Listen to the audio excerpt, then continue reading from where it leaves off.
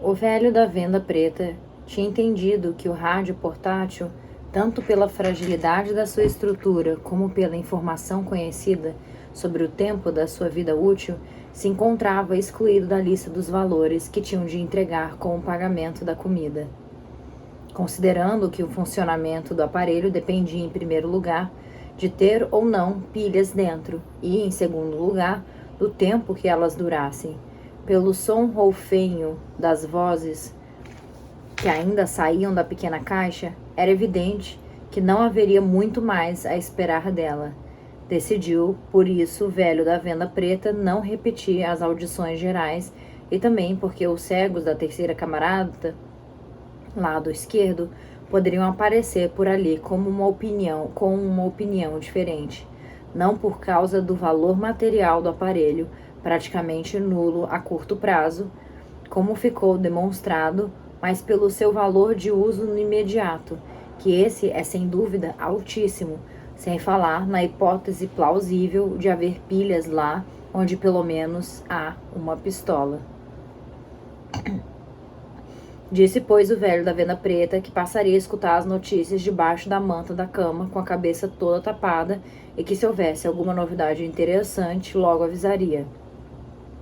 A rapariga dos óculos escuros ainda lhe pediu que as deixasse ouvir de vez em quando um bocadinho de música. Só para não perder a lembrança, justificou, mas ele foi inflexível. Dizia que o importante era saber o que se ia passando lá fora. Quem quisesse música, que ouvisse dentro da sua própria cabeça. Para alguma coisa boa nos haverá de servir a memória. Tinha razão o velho da venda preta. A música do rádio já arranhava como só uma má recordação é capaz de arranhar.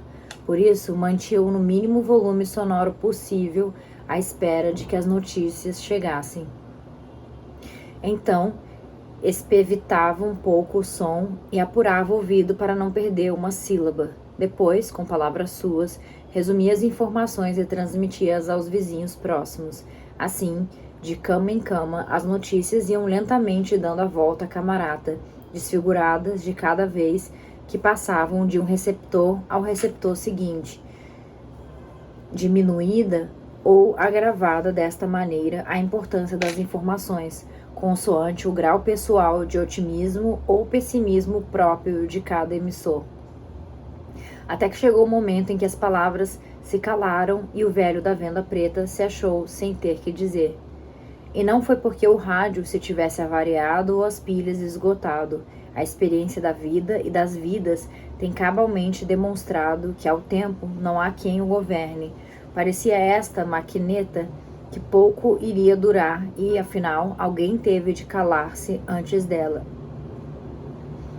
Ao longo de todo esse primeiro dia vivido sobre a pata dos cegos malvados, o velho da venda preta tinha estado a ouvir e a passar notícias, rebatendo por sua conta a óbvia falsidade dos otimistas vaticínios oficiais, e agora, já adiantada a noite, com a cabeça enfim fora da manta, aplicava o ouvido à ronqueira em que a débil alimentação elétrica do rádio transformava a voz do locutor. Quando de súbito, ao ouvir gritar, "Estou cego!", depois o ruído de algo chocando violentamente contra o microfone, uma sequência precipitada de rumores confusos, exclamações e, de repente, o silêncio. A única estação de rádio que ali dentro o aparelho tinha podido captar, calara-se. Durante muito tempo, ainda o velho da venda preta manteve o ouvido pegado à caixa, agora inerte, como se estivesse à espera do regresso da voz e da continuação do noticiário. Porém, adivinhava, sabia que ela não tornaria mais. O mal branco não cegara apenas o locutor, como rastilho atingira rápida e sucessivamente quantos se encontravam na estação. Então, o velho da venda preta deixou cair o rádio no chão. Os cegos malvados, se viessem aí ao cheiro de jóias escondidas, encontrariam confirmada a razão, se em tal coisa haviam pensado, porque não tinham eles próprios incluído os rádios portáteis na lista dos objetos de valor. O velho da venda preta puxou a manta para cima da cabeça para poder chorar à vontade. Coitadinho. Aos poucos, sobre a luz amarelada e suja das lâmpadas débeis, a camarata foi entrando num sono profundo.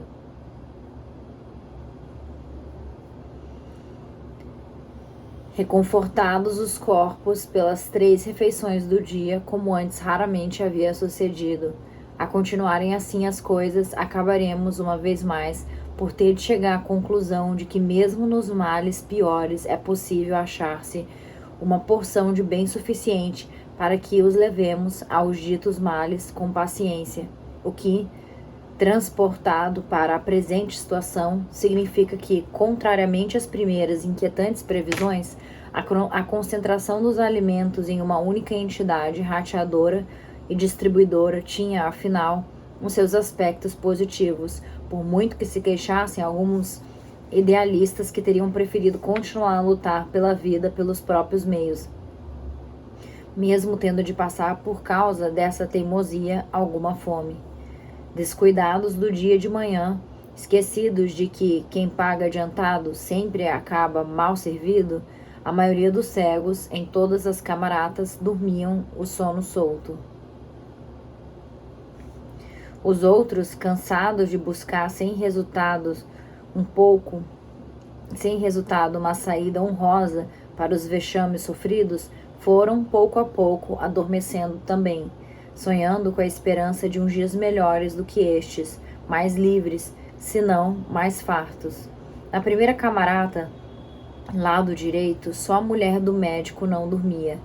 Deitada na sua cama, pensava no que o marido tinha contado, quando, por um momento, julgou que entre os cegos ladrões estava alguém que via, alguém que eles poderiam vir a usar como espião. Era curioso que depois não tivesse voltado a falar do assunto, como se ao médico, o que faz o hábito, não lhe tivesse ocorrido que a sua própria mulher continuava a ver. Pensou ela, mas calou-se, não quis pronunciar as palavras óbvias. Isso que, afinal, ele não poderá fazer, posso fazê-lo eu. O que? Perguntaria o médico, fingindo não compreender. Agora, com os olhos fitos na tesoura pendurada na parede, a mulher do médico estava a perguntar-se a si mesma: de que me serve viver? Servir-lhe para saber do horror mais do que pudera imaginar alguma vez. Servir-lhe para ter desejado estar cega. Nada senão isso. Com um movimento cauteloso, sentou-se na cama. Na sua frente dormiam a rapariga dos óculos escuros e o rapazinho estrábico. Reparou que as 2 camas estavam muito próximas. A rapariga tinha empurrado a sua, certamente para estar mais perto do rapaz, se ele precisasse de consolo, de que lhe enxugassem as lágrimas pela falta de uma mãe perdida. Como foi que não me lembrei? Pensou. Podia já ter unido as nossas camas, dormiríamos juntos, sem estar eu com a constante preocupação de ele poder cair da cama. Olhou o marido, que dormia pesadamente, num sono de pura exaustão. Não chegara a dizer-lhe que tinha trazido a tesoura, que um dia destes lhe havia de aparar a barba.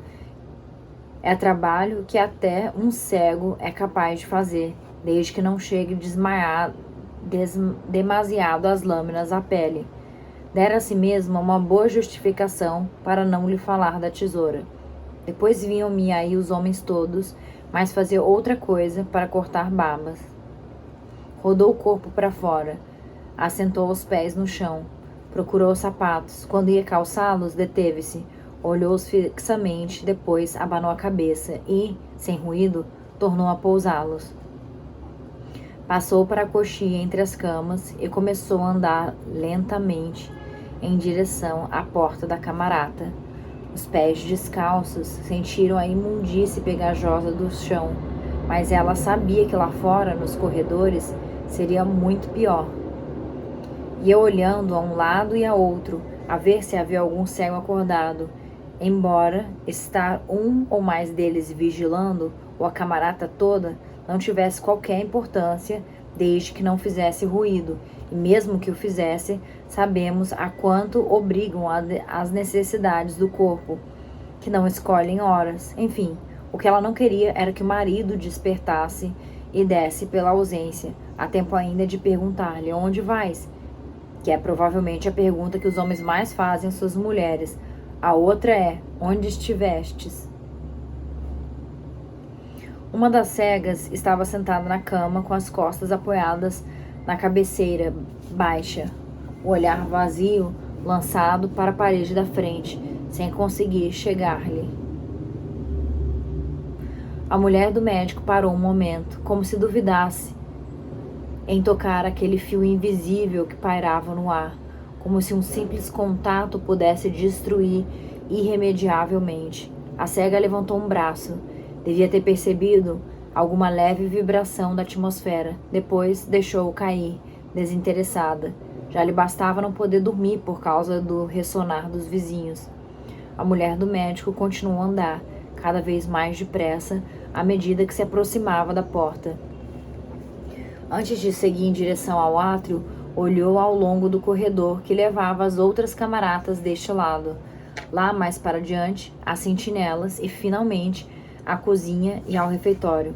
Havia cegos deitados junto às paredes, daqueles que à chegada não foram capazes de conquistar uma cama, ou porque no assalto se deixaram ficar para trás, ou porque lhes faltaram forças para disputá-la e vencer na luta. A 10 metros, um cego estava deitado em cima de uma cega, ele enganchado entre as pernas dela. Faziam-no o mais discretamente que podiam. Eram dos discretos em público, mas não seria preciso ter o ouvido muito apurado para saber em que se ocupavam, muito menos quando um e outro já não puderam reprimir os ais e os gemidos. Alguma palavra inarticulada, que são os sinais de que tudo aquilo está prestes a acabar.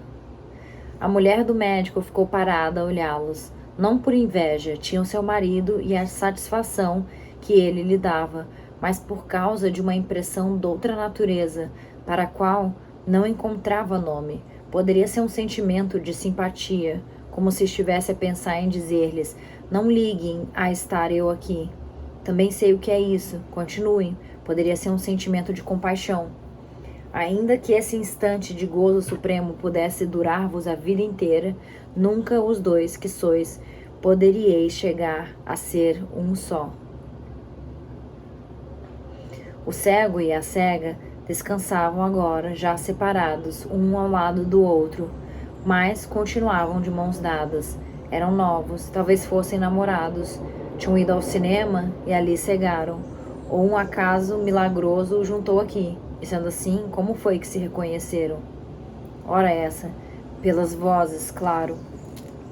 Não é só a voz do sangue que não se precisa de olhos. O amor, que dizem ser cego, também tem a sua palavra a dizer. O mais provável, porém, é que os tivessem apanhado ao mesmo tempo. Nesse caso, aquelas mãos entrelaçadas não são de agora, estão assim desde o princípio. A mulher do médico suspirou, levou as mãos nos olhos, necessitou fazê-lo porque estava a ver mal, mas não se assustou, sabiam que eram só lágrimas. Depois continuou o seu caminho. Chegando ao átrio, aproximou-se da porta que dava para a cerca exterior. Olhou para fora, por trás do portão havia uma luz, sobre ela a silhueta negra de um soldado. Do outro lado da rua, os prédios estavam todos às escuras. Saiu para o patamar. Não havia perigo. Mesmo que o soldado se apercebesse do vulto, só dispararia se ela, tendo descido a escada, se aproximasse, depois de um aviso, daquela outra linha invisível que era, para ele, a fronteira da sua segurança. Habituada já aos rumores contínuos da camarata, a mulher do médico estranhou o silêncio. Um silêncio que parecia estar a ocupar o espaço de uma ausência. Como se a humanidade, toda ela, tivesse desaparecido, deixando apenas uma luz acesa e um soldado a guardá-la, a ela e ao resto dos homens e de mulheres que a não podiam ver. Sentou-se no chão com as costas apoiadas na ombreira da porta, na mesma posição em que vira a cega da camarata, e olhando em frente como ela. A noite estava fria, o vento soprava ao longo da fachada do edifício. Parecia impossível que ainda houvesse vento no mundo, que fosse negra a noite. Não o dizia por si, pensava sim nos cegos para quem o dia durava sempre. Sobre a luz apareceu uma outra silhueta, devia de ser o render da guarda. Sem novidade, estaria a dizer o soldado que irá para a tenda dormir o resto da noite. Não imaginavam eles o que se estava a passar por trás daquela porta. Provavelmente o barulho dos tiros nem tinha chegado cá fora. Uma pistola comum não faz muito ruído. Uma tesoura, ainda menos, pensou a mulher do médico. Não se perguntou inutilmente de onde lhe viera um tal pensamento. Apenas se surpreendeu com a lentidão dele, como a primeira palavra tinha tardado tanto a aparecer. O vagar das seguintes, e como depois achou que o pensamento já lá se encontrava antes, onde quer que fosse, e só as palavras lhe faltavam, assim como um corpo que procurasse na cama o côncavo que havia sido preparado para ele pela simples ideia de deitar-se. O soldado chegou-se ao portão. Apesar de estar em contraluz, percebeu-se que olha para este lado. Deve ter dado pelo vulto imóvel. Por enquanto, não há luz bastante para ver que é só uma mulher sentada no chão, com os braços envolvendo as pernas e o queixo apoiado nos joelhos. Então, o soldado aponta o foco de uma lanterna para este lado. Já não pode haver dúvidas. É uma mulher que está a erguer-se com um movimento, tão lento como antes havia sido o pensamento. Mas isso não pode saber o soldado. O que ele sabe é que tem medo daquela figura que parece não acabar mais de levantar-se. Num momento, pergunta-se se deve dar o alarme. Noutro, decide que não. Afinal, é só uma mulher e está longe. Em todo caso, pelo sim, pelo não, aponta-lhe preventivamente a arma. Mas, para o fazer, teve de largar a lanterna. Neste movimento, o foco luminoso deu-lhe em cheio nos olhos. Como uma queimadura instantânea, ficou-lhe na retina uma impressão de deslumbramento. Quando a visão se restabeleceu, a mulher tinha desaparecido. Agora, esta sentinela não poderá dizer a quem vier render, sem novidade. A mulher do médico já está na ala do lado esquerdo, no corredor que a levará à terceira camarata. Também aqui há cegos a dormirem no chão, mais do que na ala direita. Caminha sem fazer ruído lentamente, sente o chão viscoso pegar-se-lhe aos pés. Olha para dentro das duas primeiras camaratas e vê o que esperava ver. Os vultos deitados sobre as mantas, um cego que também não consegue adormecer, e o diz com voz desesperada. Ouve ressonar entrecortado de quase todos. Quanto ao cheiro que tudo isso desprende, não o estranha, não há outro em todo o edifício. É o cheiro do seu próprio corpo, das roupas que veste. Ao dobrar a esquina, para a parte do corredor que dá acesso à terceira camarata, deteve-se. Há um homem à porta, outro sentinela.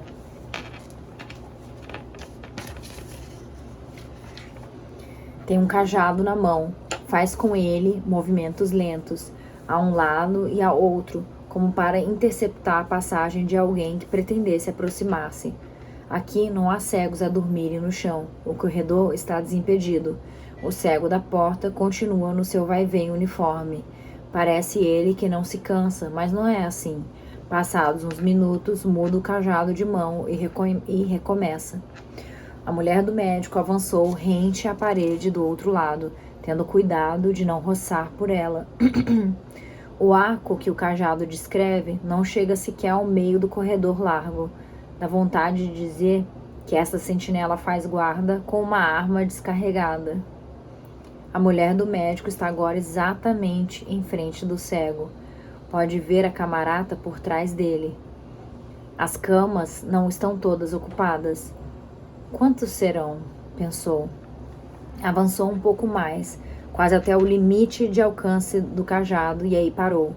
O cego tinha virado a cabeça para o lado onde ela estava, como se tivesse percebido algo anormal. Um suspiro, um estremecimento do ar. Era um homem alto, de mãos grandes. Primeiro, esticou para frente o braço que segurava o cajado. Varreu com gestos rápidos o vazio diante de si. Deu depois um passo breve. Durante um segundo, a mulher do médico temeu que ele estivesse a vê-la, que só procurasse por onde seria melhor atacá-la.